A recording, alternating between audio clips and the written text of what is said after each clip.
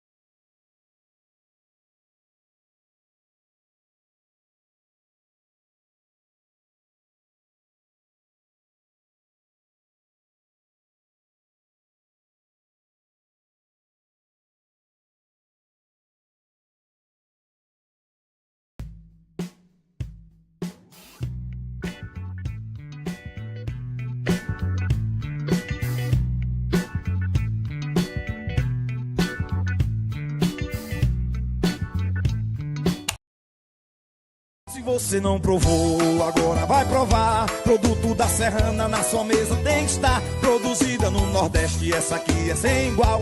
Produto da Serrana 100% natural. Tem a massa para bolo, agomado e tapioca.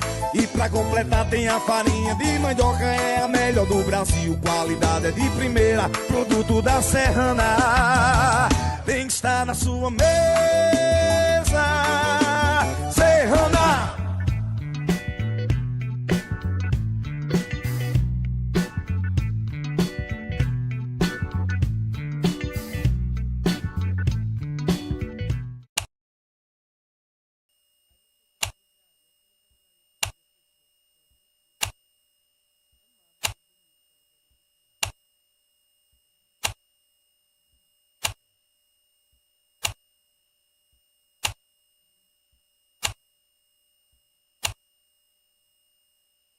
Olá, seja bem-vindo. Eu, Almir Bem, estou começando junto com a minha colega, que eu vou apresentar daqui a alguns segundos, o segundo episódio do Clique. E hoje o tema é tecnologia e inovação. A gente tem um convidado especial também que vai falar da Alemanha daqui a pouquinho, mas vou logo apresentar a Haline Oliveira. É um prazer tê-la aqui comigo. Seja bem-vinda. Obrigada, Almir. Prazer é meu Prazer é meu. ter sido convidada a participar aqui, dar uma pequena contribuição ao programa Clique. Pois é. Eu conheço a Aline na verdade, há pouco tempo, né? De vista a gente Exato. se cruzava ali, né? Mas eu conhecia você de ouvir falar. E era? Era, de ouvir falar. Agora conheço de ver, né? De conversar. Ouviu o quê? Muita polêmica? Não, eu escutei boas referências. Que bom. Boas referências, né? E o podcast é um ambiente que tem que ser ao vivo, né? Não tem como fazer. Pode ser que alguém consiga de alguma maneira fazer remoto, mas dá trabalho e eu acho que não é o mesmo prazer, né, da conversa. Faz do sentido, né? É do sentido do bate-papo. Exatamente. Parece que a gente está numa pracinha ou num barzinho, né? Eu não curto barzinho, não sei se você curte, mas eu curto. É aconchegante, é intimista. Pode ser um café também, Pode, né? Para quem não curte. A gente estava falando de cafés agora. Né? Eu acho que a palavra, talvez, melhor que eu posso qualificar é intimista. É verdade. Entendeu?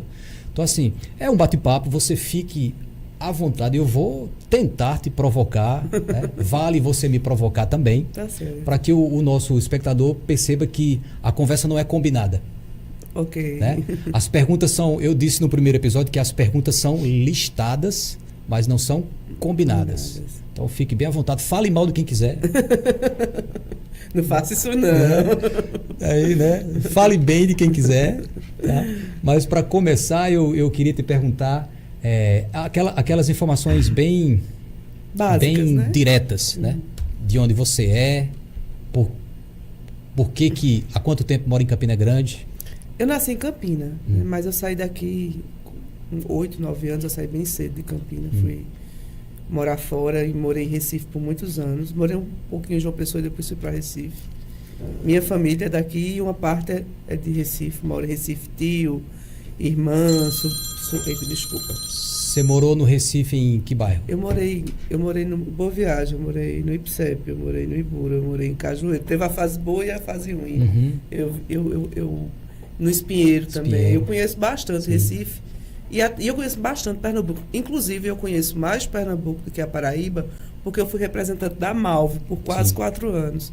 E aí a parte do Brejo, da Zona da Mata e do sertão do Pajeú, até São José do Egito, em uma cidadezinha que faz fronteira com Patos, eu esqueci o nome. Bem pequenininha. Eu já fui em São José do Egito. Sim. Eu conheço tudo aquela... Partindo de Maturéia, por ali. Isso. Então eu conheço bastante Pernambuco. Assim, eu costumo parafrasear o mestre Ariano aquele outro, né? Suassuna, que é uma audácia, né? Que meu sangue é paraibano, não nego, é paraibano, mas eu tenho uma alma pernambucano, frevo. Eu estava pensando em casa, quando a gente estava conversando antes de vir para cá, se você era paraibana de alma pernambucana ou pernambucana de alma paraibana, mas é a primeira opção. Paraibana de alma pernambucana. Certo. Eu conheço Recife um pouquinho também. Eu gosto muito. Eu tenho amigos no Recife e chegou um ponto que eu também dizia a mesma coisa assim. Eu conhecia mais o Recife do que João Pessoa. Recife tem uma particularidade que eu gosto muito, que é a arquitetura, né? E Recife tem outra coisa que você só se perde no Recife se quiser, porque as placas indicativas das ruas, eu acho que foi uma coisa pioneira no Brasil, foi no Recife. Eu nunca tinha visto em lugar nenhum. É bem antigo, há uns 15 anos atrás já existia. Né? E é bem informativa, exato, né? Agora também não se pega não, porque se você errar a rua... Exato. O contorno é longe, né?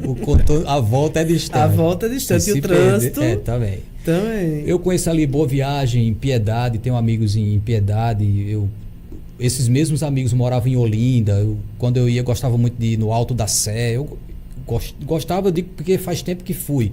Mas ainda gosto muito do Recife, embora acho o Recife muito maltratada, né? Ela podia ser melhor tratada para até atrair mais gente. É verdade. Eu acho que está melhorando, assim, com a gestão de João Campos, mas realmente Recife tem problemas crônicos, né? É uma cidade que quando chove, né, alaga muito, fica assim intransitável, muito quente por conta das construções civis, o vento fica ali preso entre um prédio e outro, não sai. A orla está perdendo seu sol para a sombra, né? Tem alguns problemas, mas para quem gosta de ter para onde ir, tem muita opção, muita cultura, né? Recife é uma cidade que respira maracatu, respira o frevo, valoriza o seu teatro local. Tem uma história rica, né? Tem uma história rica ali, que eu acho que para mim sobressai esses problemas. Eu gosto muito eu sou suspeita. Você é suspeita. A palavra certa é essa, você é suspeita. Você tem shoppings que você encontra aquilo que você busca, você tem o comércio local dos bairros, é muito ativo. Você também. Que morou no Recife, o recifense tem mania de grandeza ainda, porque o shopping Recife era o maior shopping da América Latina, ainda tem essa mania. Tem, porque não vê o Rio Mar e não tomou. Sim, também é grande, né? É maior do que o Shopping Center Recife? É maior. Realmente é grande, viu?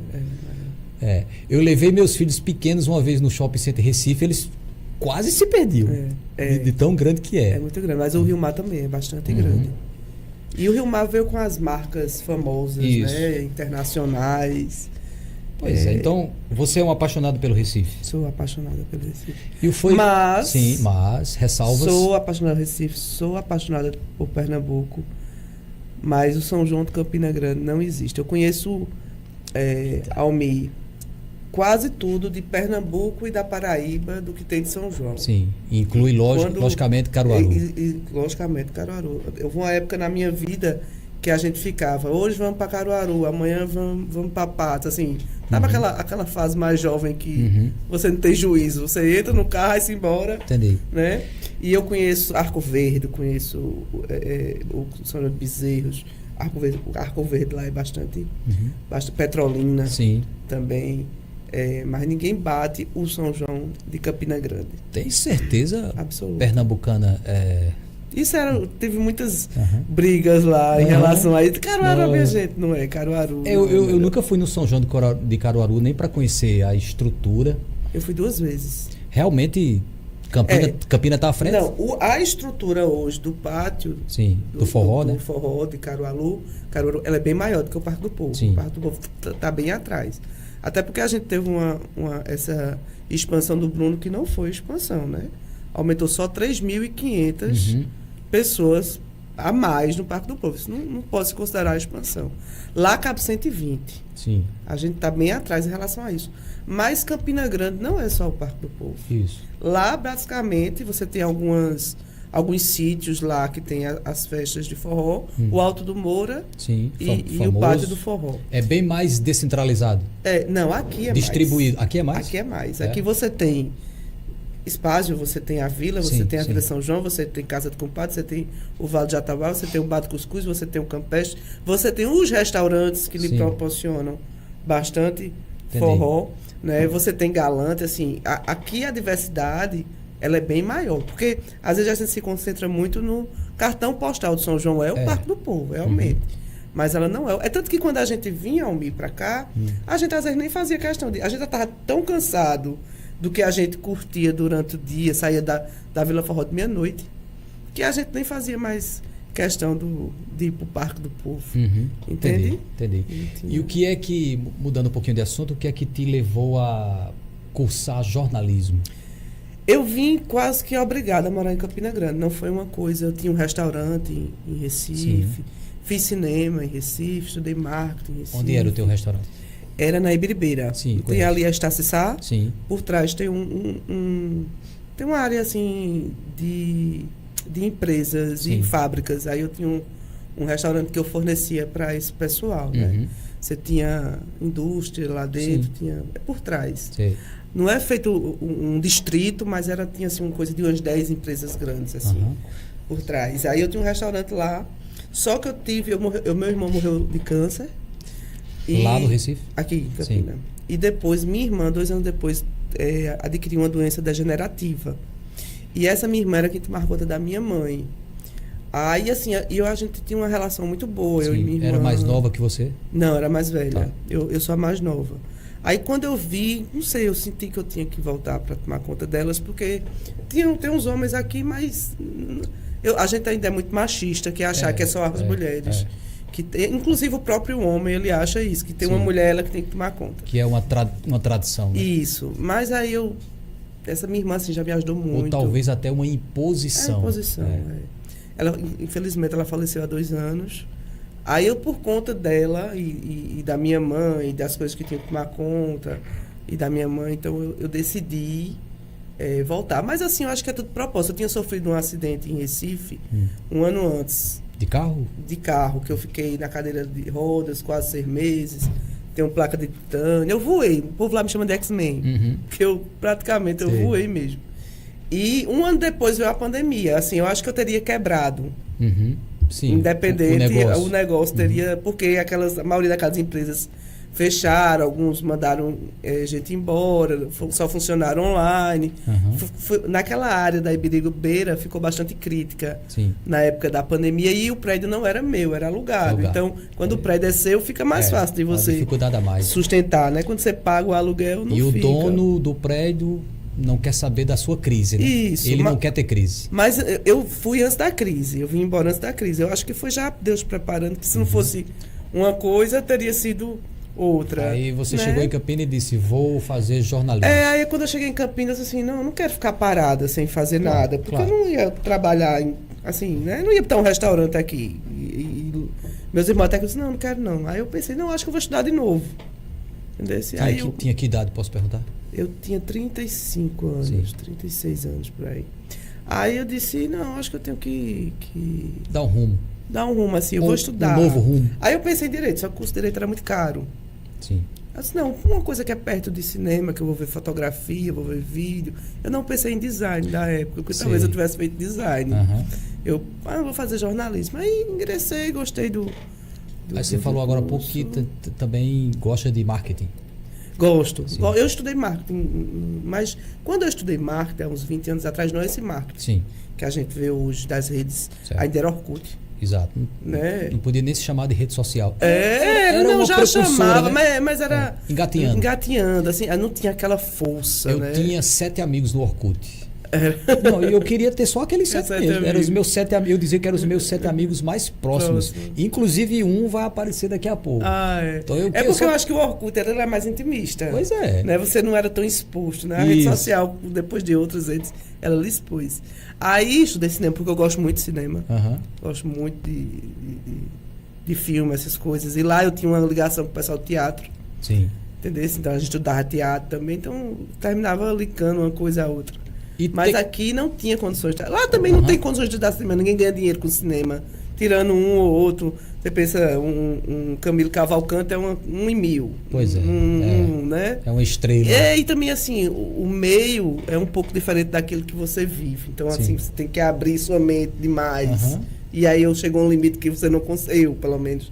Não, aqui é meu limite de abertura, não dá mais. Eu, como eu disse antes, te conheci lá na Câmara de Vereadores, né? E a primeira impressão é a que fica, viu? Você vai concordar comigo, né? A gente batendo papo lá e disse, rapaz, Haline Cara, por que eu não conheci Haline antes? Né? Tem tantas pessoas que a gente conhece que, vamos falar a verdade, não tem nada a oferecer, né? Mas assim, por isso que é um prazer ter você aqui comigo.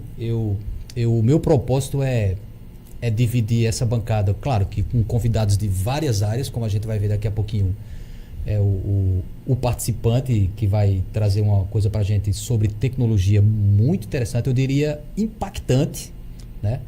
E eu queria te perguntar qual é a tua relação a partir do jornalismo e passando pelo marketing com tecnologia. Você gosta de tecnologia ou no máximo escreve porque é jornalista? Qual é a tua relação com tecnologia? É porque a tecnologia hoje ela é bastante abrangente, né? A tecnologia não é uma coisa de hoje, né? Desde que inventaram a roda... Se não fosse tecnologia, não tinha podcast. Exatamente.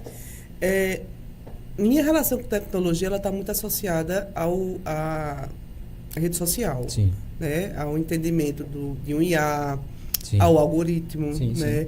A relação de estudo. Porque quando eu fiz cinema, eu comecei a gostar de política, porque você começa a estudar o quanto os Estados Unidos linka o cinema com a política, né? Aquele patriotismo, né? As guerras ideológicas, né? A Guerra Fria na época de rock, formatação do herói americano. Exatamente, com o Capitão América e outras figuras.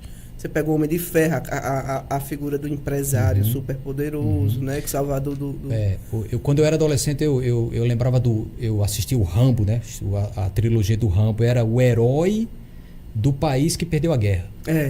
Exatamente. Era o Rambo. Os caras criaram um herói apesar de ter perdido a guerra. Exatamente. Isso é que é marketing. Não? E é o cara, né? Aí você tem o Rock que luta contra o da União Soviética. Exatamente. Né? Drago.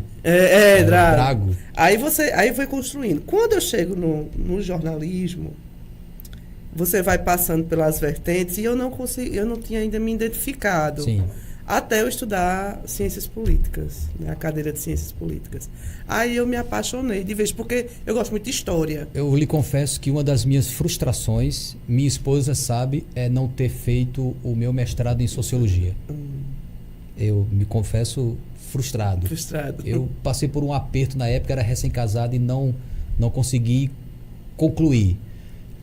Mas, sem querer te interromper, ciências sociais é uma coisa que todo jornalista deveria estudar. Exatamente. E aí eu me apaixonei, porque eu gosto muito de história, né? E é onde a gente estuda mais história. Exato. Dentro do jornalismo. E o jornalista tem que estudar história mesmo. Com certeza. Dentro da ciência, são dentro das ciências políticas. E aí eu comecei a trabalhar com campanha. E na campanha você começa a ver dados, né, ver a importância de pesquisa, da Big Data, da tecnologia, né, que tudo isso está dentro hoje da rede social. Que não se faz mais política sem rede social, apesar de muitos políticos ainda não compreenderem. Uma das palavras da moda é algoritmo. Né? O algoritmo. Então, assim, essa é a minha associação. Eu gosto de equipamentos também. celular, essas coisas. São chamados gadgets. Mas eu não tenho assim... Eu sei mexer, mas não é meu objeto de estudo mesmo. Sim. Ele vem de assuntos como pós-modernidade, o algoritmo, o IA dentro, Você sempre acha voltado que... para a ideia política. Você acha que muita tecnologia ao alcance das mãos, no sentido de apenas mexer com o objeto, torna as pessoas com um pensamento, já que você falou em ciências sociais, com um pensamento líquido, frágil, raso? Acho. Muito. A gente tem que ter assim, saber é diferente de conhecer. Isso. Né? A rede social, todo mundo dá opinião sobre tudo. Você pega um influencer e pega uma coisa, você acha que entende. A gente só tem conhecimento quando a gente se debruça sobre livros, Exato. sobre pesquisas, Se sobre dedica, artigos. Né? Isso leva tempo. Você não tem um conhecimento de algo, Almir, porque você viu um blogueiro, um influencer, ou até um professor bom na internet falando. Aquilo é uma percepção do conhecimento dele. Isso. Não um conhecimento completo da obra. Eu lembro né? eu gosto muito do Clóvis de Barros, né, que é um dos meus professores de filosofia e ética, principalmente ele é professor de ética especificamente. Entre Clóvis de Barros, Mário Sérgio Cortella e Leandro Carnal, eu assisto 10 palestras do Clóvis e uma de cada um dos outros. Leandro Carnal não está nos ouvindo, certamente. Eu acho o Carnal muito sarcástico. Muito sarcástico. Eu acho que ele o estrelismo tomou conta dele. Exagera, né? Ele já foi mais humilde. Exato. Né? O Cortella é bem mais brando, tranquilo, mais suave. Amoroso. Mais amoroso. E o Clóvis é espalhafatoso. Eu acho ele pragmático também. Ele prende a atenção com aquele jeitão espalhafatoso dele. Chama palavrão. Aí eu gosto muito dele por a questão ética, né? E ele foi convidado para dar uma palestra num colégio de freiras. Aí a freira disse, só não chame palavrão. Aí ele disse, então chame outro. Eu não sou eu. O cara é autêntico, né? Eu acho que a gente, como jornalista, tem que ser autêntico. É verdade. Você se considera autêntica? Muito. Até demais. Sem falsa modéstia. Sim. Porque, às vezes, a gente hoje, o jornalismo blogueiro hoje, que é o que muitas vezes nós somos. Por que eu digo porque a gente é blogueiro? Porque o jornalismo hoje, ele está dentro da rede social. Sim. Né? Você não precisa mais de uma Rede Globo para ser jornalista. Isso. Quando se saía de uma academia, veículo, você tinha que ter um veículo. Você tem que ir aqui, no caso, para Borborema. Né? Você tinha que estar numa dessas esferas. Hoje, você pode estar, Almir... Se não tivesse em uma dessas esferas, você não estava vivo, não tinha nem nascido. Exatamente. Assim, você pode ser, inclusive, um jornalista conceituado fora dessas esferas. Sim. O problema que eu acho que a gente, quando vai para a rede social, a gente fica líquido. Sim. A gente acha que o público não é exigente. E às vezes ele realmente não é. Você diz uma palavra de efeito, o público adora já, né? Ou diz o que sua bolha quer ouvir. Exato. Fala você pode mentir, público. Você pode falar uma bobagem, mas você falou que o seu público quer ouvir. Exato. Você tá feliz. E aquele público vai se comportar assim. Eu não sei se é verdade ou mentira, mas ela falou, é legal. Isso. Ela está dizendo que eu quero ouvir, é o que importa. Exatamente. Tá entendendo? Que é o problema da pós-verdade. Né? Exatamente. Mas eu não tenho essa coisa. Eu sou... Ele quase diz assim, eu tenho preguiça de pensar. Isso. Eu vou mas seguir... a rede social, ela tem isso.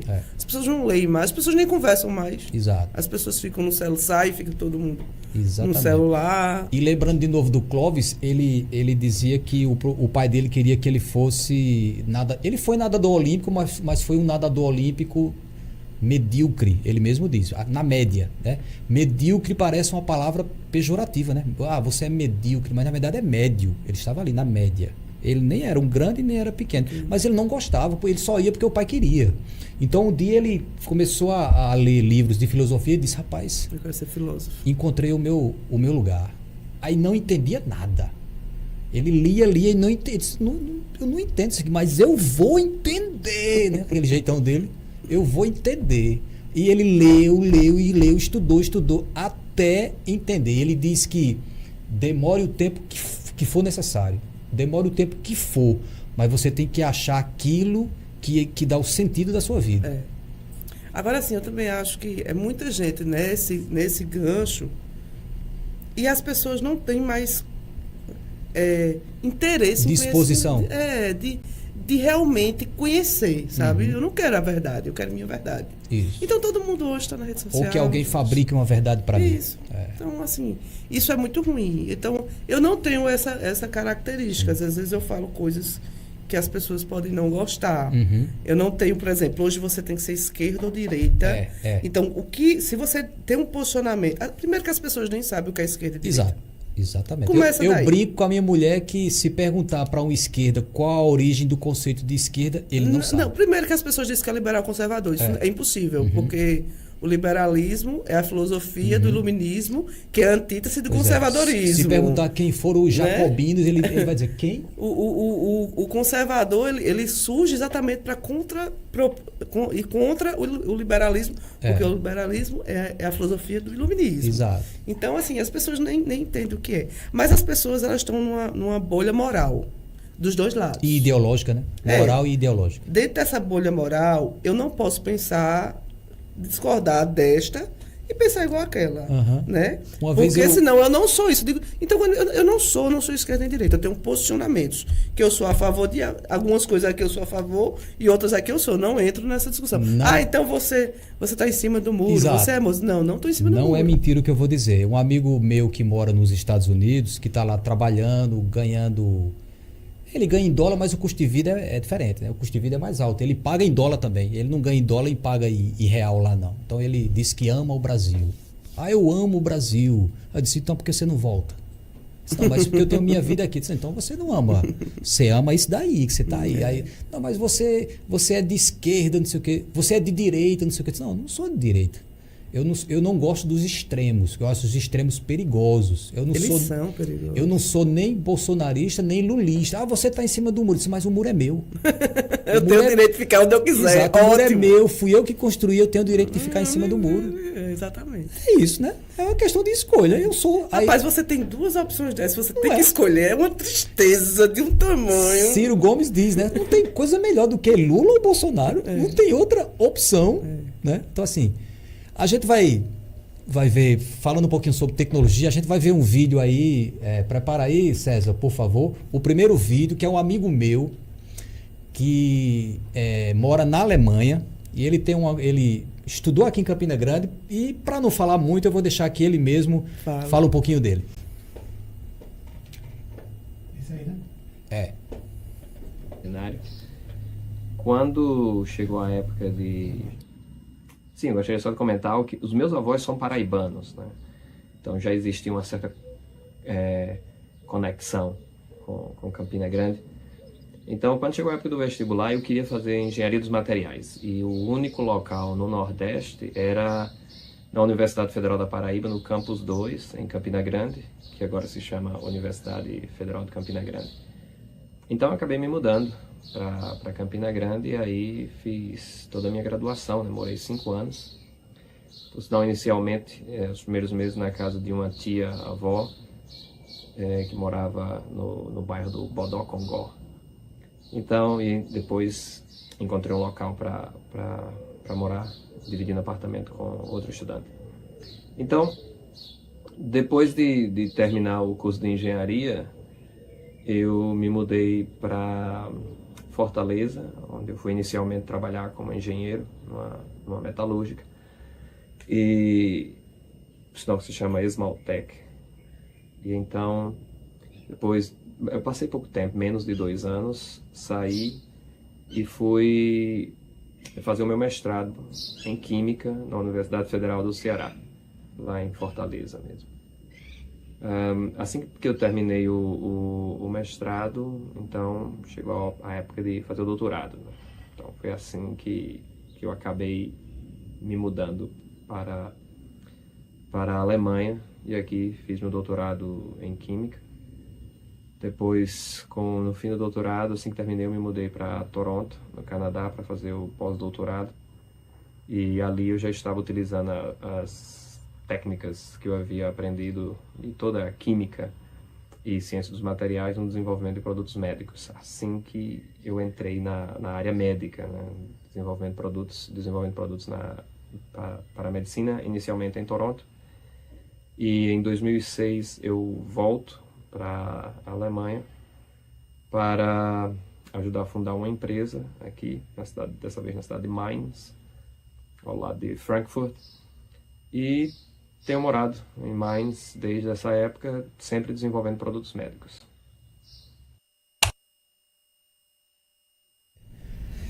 A gente viu aí um primeiro depoimento do Rivelino. Ele é o meu... Ele tá ouvindo. Eu sou suspeito para dizer. Ele é o meu melhor amigo.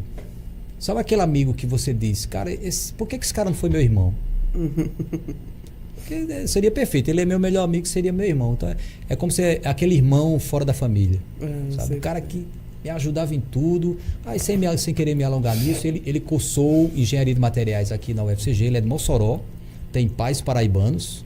Aí veio para cá, fez a faculdade, depois fez mestrado se eu não estiver enganado, em Fortaleza, e fez doutorado na Alemanha. E o que ele estava dizendo, voltou para o Canadá para fazer pós-doutorado, e hoje ele é engenheiro, pesquisador, cientista em Mainz, que é uma cidade do leste, perto da França, perto da fronteira da Alemanha com a França. Eu estive lá na casa dele 2 vezes. Então assim, ele tem o que eu vou mostrar daqui a pouco, que é um protótipo na área de tecnologia, que é na área de mecânica. Você falou que sofreu um acidente. Foi. Que por um tempo foi cadeirante, né? Então assim, é nessa área. Então assim, e ele desenvolve produtos médicos. Mas esse produto especificamente é uma coisa impactante. Quando você vê, que eu estou fazendo um pouquinho de suspense mesmo, você vai ver que é impactante e pode melhorar muito a vida das pessoas que necessitam da cadeira de rodas. Já dando um spoiler. Então, tecnologia. Você acha que tecnologia, além de... Claro que eu sei que você vai dizer que sim, mas eu queria o teu comentário. A tecnologia, você acha que ela deve servir mais para resolver problemas ou só para trazer supérfluo à vida das pessoas? Com certeza, para resolver problemas. O problema é que o ser humano ele não consegue separar as coisas, né? E como o ser humano ele gosta do que é fácil, naturalmente o nosso corpo ele tende a ser preguiçoso, sim, né?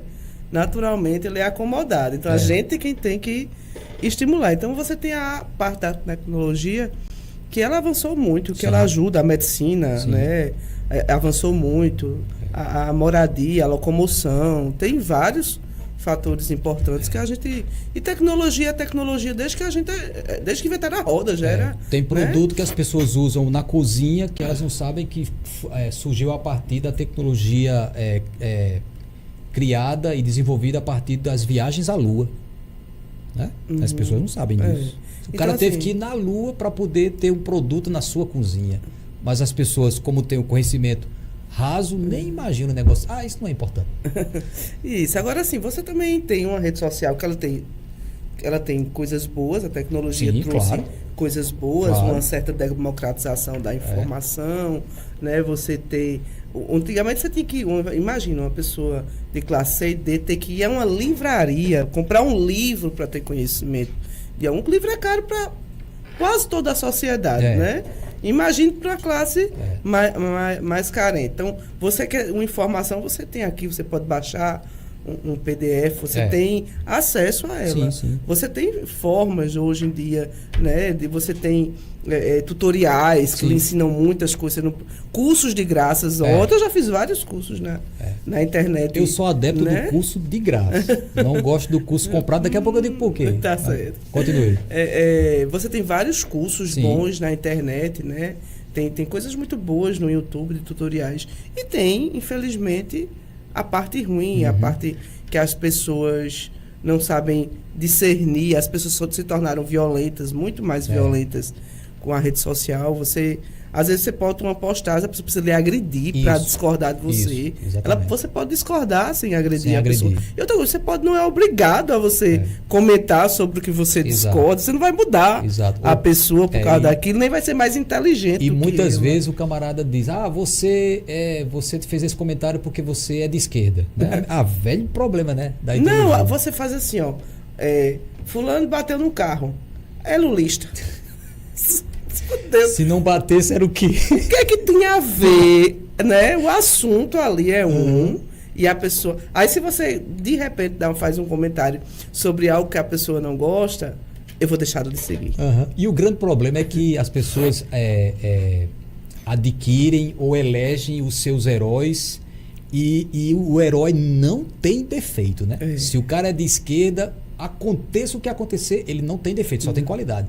E se o cara é de direita, é a mesma coisa, ele não tem defeito, só tem qualidade. Quem tem defeito é o outro. Exatamente. Né? Mas o meu herói, que como diria o Cazuza, morreu de overdose, os heróis de Cazuza tinham defeitos. Exatamente. Né? Os heróis de hoje, dessa galera aí, não tem defeito. Mas também existe uma coisa que não é de hoje, isso foi descoberto, assim, uma ala da direita, né, essa extrema-direita, como se diz os polos, ela descobriu como usar a rede social. Sim.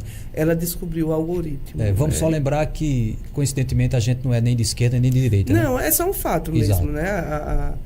Você pega um Stephen Bannon, né? um Netanyahu, Sim. o Vitor Ban, esse pessoal conseguiu entender a rede social e usou isso a favor deles. E eles alimentam muito essa polarização. Isso. Você pega as narrativas que eles criam e isso toma conta da rede social e da política e impedem as pessoas de raciocinar. Sim. Aí você fala assim, mas a esquerda também faz. Não, a esquerda não sabe usar a rede social.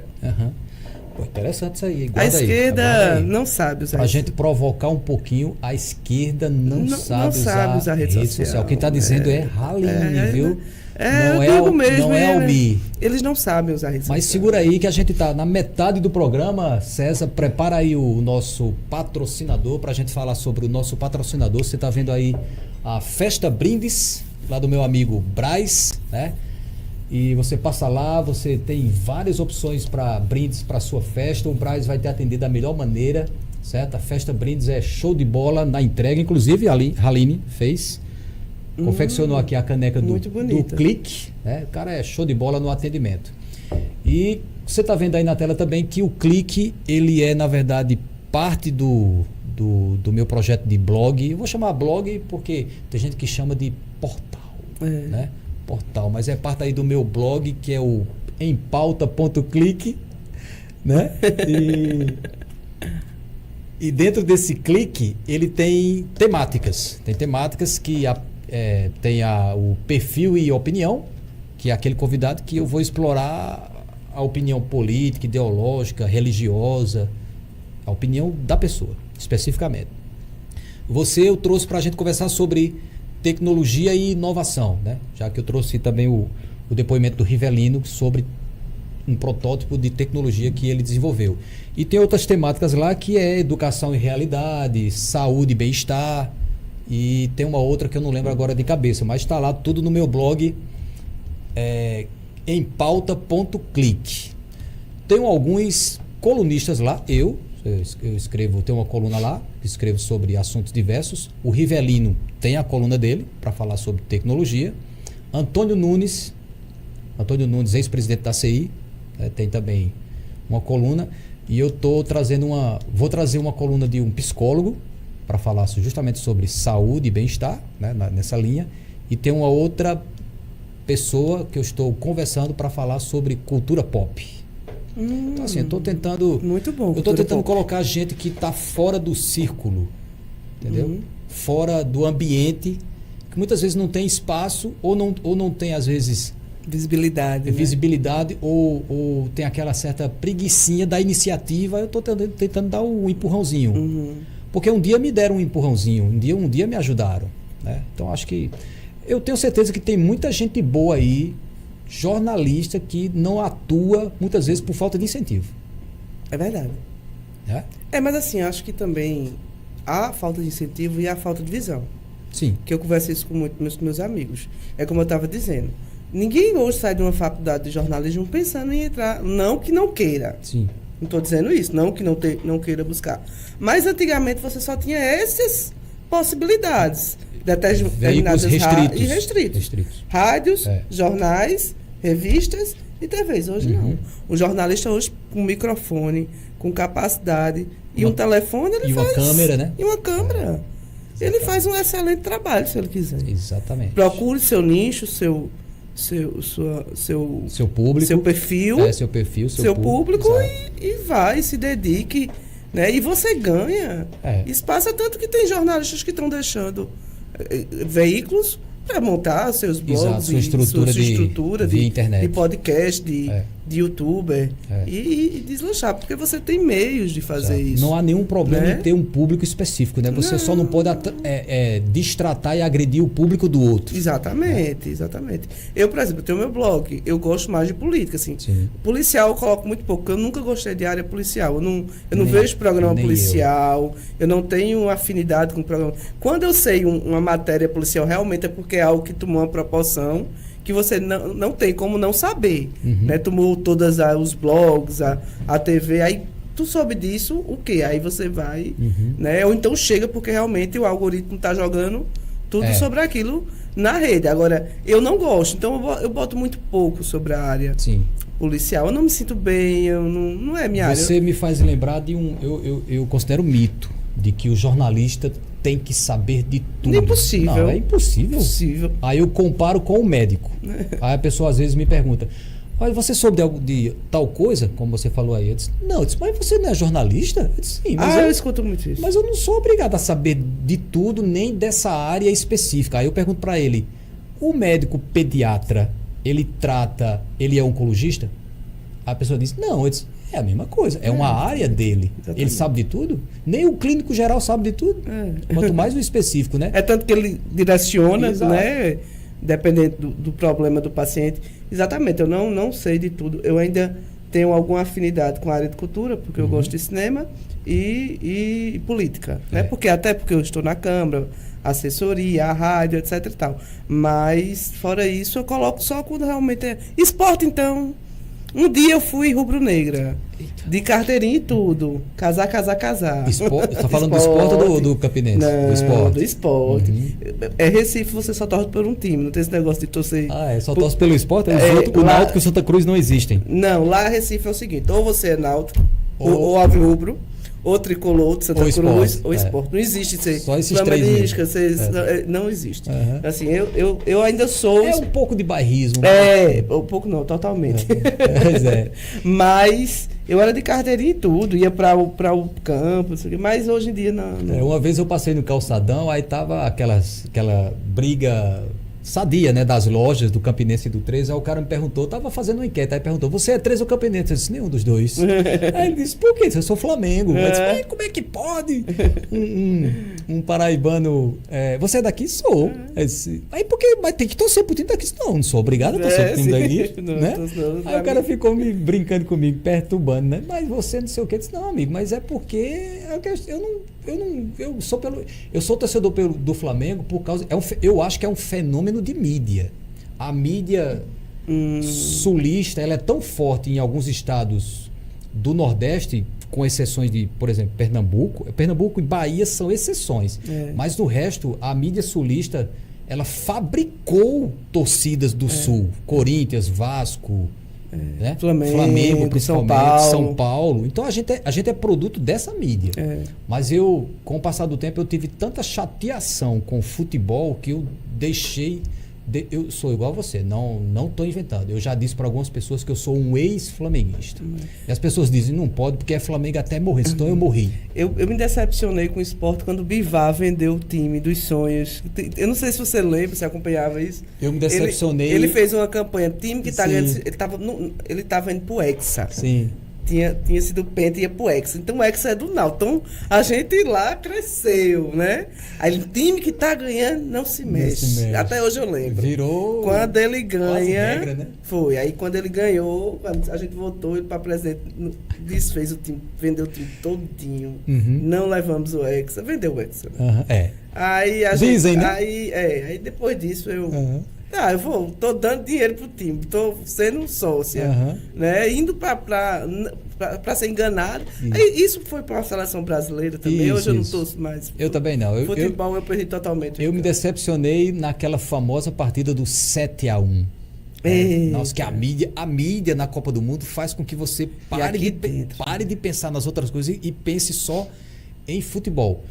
Eu acho eu acho não, tenho certeza do que eu vou dizer, que o futebol é o ópio do povo. Sabe? Parafraseando aquela outra pessoa, não, que a religião é o ópio do povo, e muita gente não entende o que Karl Marx quis dizer com isso, mas eu vou dizer. Karl Marx quis dizer que a religião é o ópio do povo porque aliviava as tensões, aliviava o sofrimento. O trabalhador sofrido tinha na religião uma válvula de escape. Uma válvula de escape. Então, era como um refresco para ele esquecer. O sofrimento dele, né? Que é o que o ópio faz. Exatamente. Né? Então, eu acho que o futebol é o ópio do povo brasileiro. Mas você disse que a esquerda não sabe usar a rede social. É muito fácil entender isso. Se você estudar um pouco a rede social, você sabe, por exemplo, que uma especulação, uma mentira, um discurso de ódio, ele engaja 5 vezes mais do que a verdade. Sim. Então, ele não tem interesse na verdade. Então, eles precisam estar especulando. Então, o que a direita fez? Ele criou um inimigo imaginário, que é o comunismo, né? Ele cria esse inimigo e ele alimenta que esse inimigo vai acabar com as famílias. Porque dentro do comunismo, do manifesto comunista, a narrativa ela é criada em cima de uma verdade. Ela pega um resquício da verdade. Inclusive eu li há alguns meses atrás o manifesto do Partido Comunista. Você pega um resquício de verdade e cria a narrativa. Só que você faturas. Não para me tornar um ideólogo, para saber do que o cara está falando. Mas no Manifesto Comunista, é porque as pessoas olham Karl Marx e a gente tem que ler todo o autor com pragmatismo. Sim, exatamente. Quando Karl Marx fala da família, ele não está dizendo que você não pode ter família, até porque ele tinha família. Isso, exato. Ele está associando a necessidade do acúmulo de riquezas. Porque o surgimento da família, ela nasce, o acúmulo da riqueza, antes do nome capitalismo, ele nasce com a necessidade de eu passar o que eu tenho para meu filho. Isso. Né? Isso vem muito antes de Karl Marx. Né? Que aí a gente vai entrar numa área socióloga. Né? Mas vamos tentar resumir. Vai render muito. Onde a mulher precisa ser aquela mulher... Não estou dizendo, mulheres, que vocês vão trair os maridos de vocês. Sim. Não é isso. É uma ideia, é um estudo sociológico. Exato. Né, de que a mulher precisava ser casta, então o homem poderia ter vários, para ter vários filhos, mas a dele tinha que ser uma, porque ele tinha que passar a riqueza dele para o outro. Então, Karl Marx, ele traz isso para a ideia sociológica, do que a família, da ligação do capitalismo com a família, porque ele precisa passar a herança. Né? Isso, exatamente. Então, ele cria essa ligação. Então, quando essa direita, e eu digo esta direita, porque não é a direita em geral, né? Elas têm vertentes. Claro. Ela usa a questão da família como eu quero acabar com a família, ele quer acabar com a família. E quem tem família, né, diz, não, eu não quero que acabe com minha família, eu não quero que mexa com meus filhos, não posso discutir ideologia de identidade de gênero, porque eu não quero que meu filho tenha acesso a isso. Então, ele superlativa isso. Exatamente. E eles usaram isso, não foi O que eles fazem primeiro? Eles primeiro minam toda forma de mídia tradicional. Isso não foi Bolsonaro que fez com a Globo. Isso já fizeram na Inglaterra com a CNN, fizeram com o New York Times. E eles espalharam essa forma para poder você acreditar apenas na rede social. Exato. Entende? A esquerda ela é muito intelectualizada. Ela fala para o povo, mas ela não entende o povo. Nem quer entender. Entende? Né?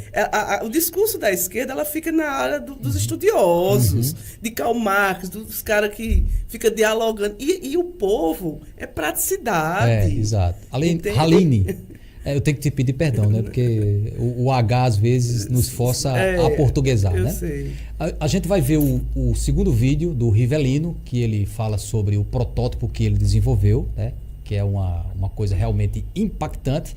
Aí depois, César, você pode soltar o outro vídeo do Instagram, que é pra gente linkar uma coisa a outra, e a gente termina aqui o nosso raciocínio. Da Cadeira de Rodas é uma das empresas que eu ajudei a fundar. Na verdade, ela surge quando eu passei uns meses em Brasília. Ou seja, a ideia surge muito antes de eu começar a trabalhar na área médica. Eu estava em Brasília, eu tenho um amigo lá chamado Augusto, que havia sofrido um acidente de carro, ficou cadeirante por causa desse acidente, um acidente muito grave. E ele me comentou na época que estava participando de um projeto que eles estavam tentando desenvolver uma cadeira que a pessoa se levantava. E ele me contou que ao se levantar, ele não conseguiu dormir de tanta emoção. É algo assim espetacular, entendeu? Para mim, para ti, que normalmente que conseguimos nos levantar normalmente, isso não parece ser algo extraordinário, mas para uma pessoa que está na cadeira de rodas é uma diferença muito grande. E eu nunca esqueci isso há mais de 20 anos. Né? E em 2020, pouco depois de 2020, né, passando da pandemia, aquele problema todo, eu me lembrei desse fato e telefonei para ele, e juntamente com um engenheiro brasileiro que cresceu na Holanda, o Gabriel, nós decidimos fundar uma empresa para desenvolver uma cadeira de rodas que proporcionasse essa liberdade para os cadeirantes. E aí surgiu a ideia da J58. Já existiam outras cadeiras de rodas que proporcionavam isso, né? Geralmente são cadeiras de rodas elétricas, porém elas são muito caras, são muito pesadas, e se tem um defeito, você tem um problema muito grande, tem que esperar bastante tempo para consertar. Então a nossa proposta era desenvolver algo simples, leve, né? Bastante prático. Se quebrar, você vai a uma loja de bicicletas e resolve o problema. Então, o conceito era esse, né? E mesmo as cadeiras manuais que existiam no mercado, desculpa pelo barulho aí dos pássaros aqui, mas mesmo as cadeiras manuais que existiam no mercado, elas têm sérias desvantagens que nós queríamos resolver. E daí que surgiu a ideia. Então, assim, a inspiração inicial foi a situação desse meu amigo, Augusto, que é cofundador da empresa. Então nós estamos num momento bem interessante no desenvolvimento da empresa. Nós estamos conversando com investidores, nós estamos desenvolvendo ainda, há várias mudanças que precisam ser feitas, o produto precisa ser melhorado em vários aspectos, e a nossa previsão é até agosto, no mais tardar em setembro, o produto está disponível inicialmente no mercado europeu, mas nós já temos inúmeras pessoas querendo a cadeira em outros países, né, fora da comunidade europeia. Nós temos em Israel, em especial por causa dessa situação toda de guerra, há inúmeras pessoas que infelizmente ficaram paralíticas por causa de bombardeios e tiros e coisas típicas de guerra. Então há um distribuidor em Israel que quer muito levar a cadeira para lá. África do Sul também, Coreia do Sul, nós somos convidados pela prefeitura de Seul para apresentarmos a nossa cadeira numa conferência em outubro. Então, há várias coisas acontecendo ao mesmo tempo, o trabalho é intenso, tem muita coisa para se fazer, qualquer produto médico demanda muita coisa. Mas é algo impactante. Para você ter uma ideia, o fato de você... Se uma pessoa fica paralítica na idade aos 20 anos, a expectativa de vida dela gira em torno dos 65, no lugar dos 80 anos. E isso, grande parte, tem a ver com o fato dela não poder mais se levantar, principalmente numa fase tão crítica, né? Quando ainda é jovem, que você precisa se levantar, precisa se movimentar. Então, levantar-se ajuda muito na digestão, em todo o sistema circulatório, que obviamente tem um impacto na saúde da pessoa, né, e na longevidade.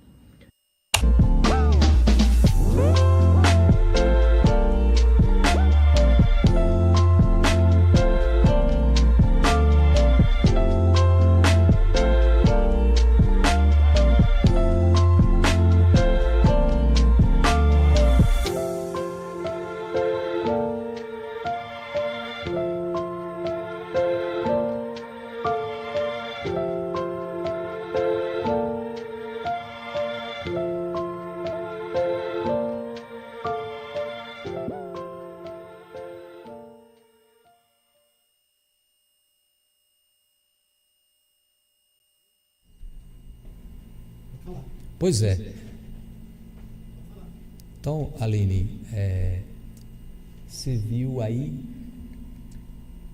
que o Rivelino ele desenvolveu um protótipo, Devemos chamar de protótipo. Então, a partir da necessidade de um amigo, muitos anos depois, outros amigos criaram uma empresa, o amigo dele que aparece aí na cadeira de roda, ele está experimentando, ele não tem a necessidade, né? Não é um cadeirante, mas ele testou.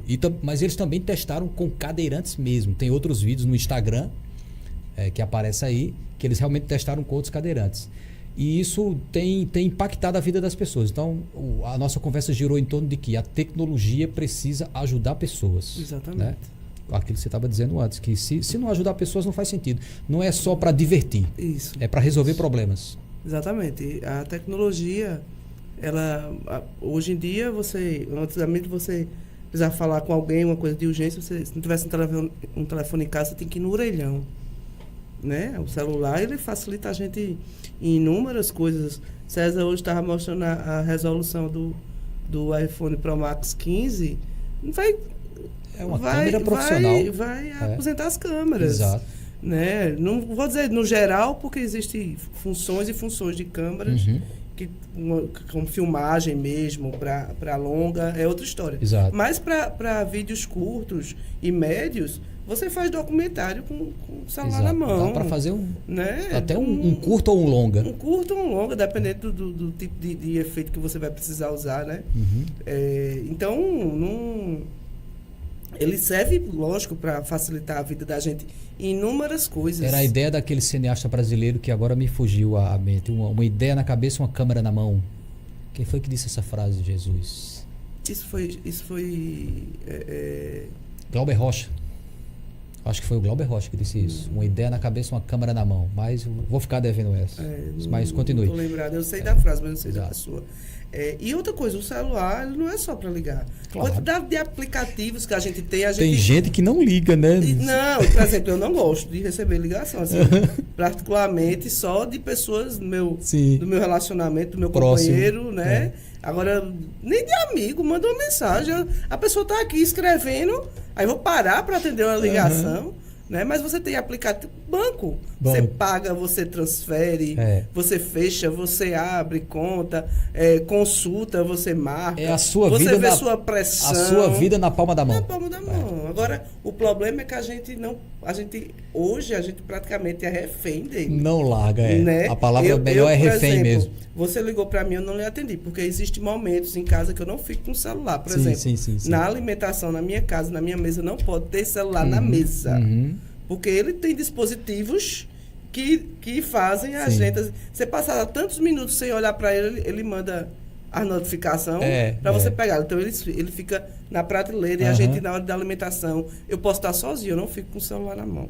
Se eu for me dedicar a um filme, é do mesmo jeito. Larga o celular. E se eu for ler, é do mesmo jeito, porque senão eu não consigo. Não tem como o que eu leria, competir um com o outro, né? O que eu Alguém leria tem que em vai ganhar. uma hora, eu vou passar 10 minutos. E geralmente o celular ganha. Ganha, ele é viciante. Exatamente. Né? Então, assim, tem que ser na dose certa. Exato. Ele não é um veneno, né? Mas pode se tornar uma arma perigosa. Não, na verdade é. Você acha que é um veneno? Ele tem algumas... o celular não, mas a rede social, sim, né? Sim.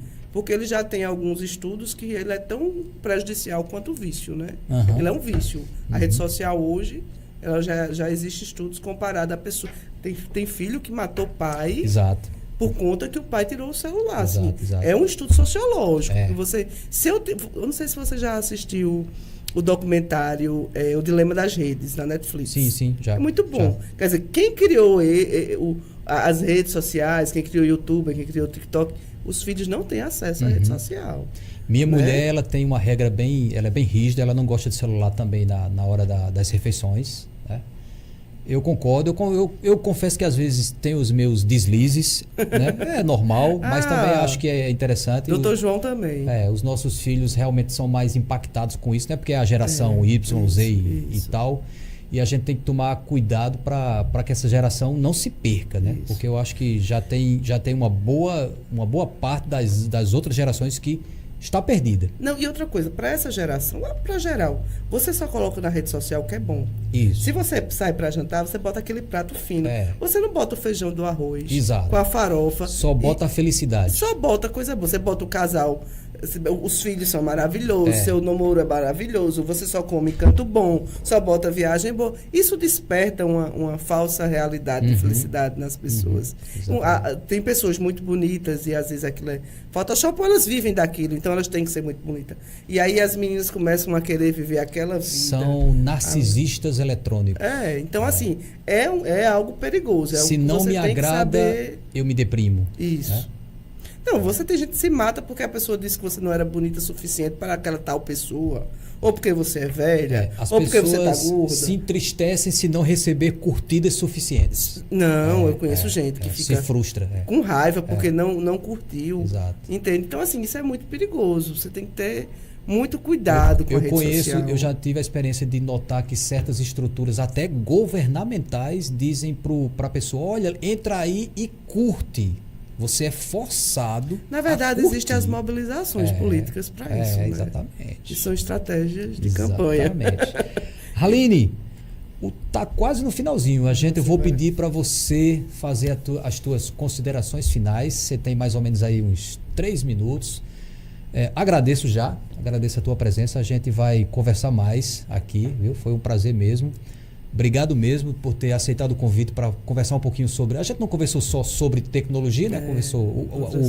A ideia é conversar sobre a vida mesmo, tentar mesclar as coisas, mas infelizmente o tempo acaba, né? É verdade. O tempo acaba e eu vou pedir para você, fique à vontade, se quiser mandar um recado, mandar um alô, fique totalmente à vontade para você falar suas palavras finais aqui dentro do Clique.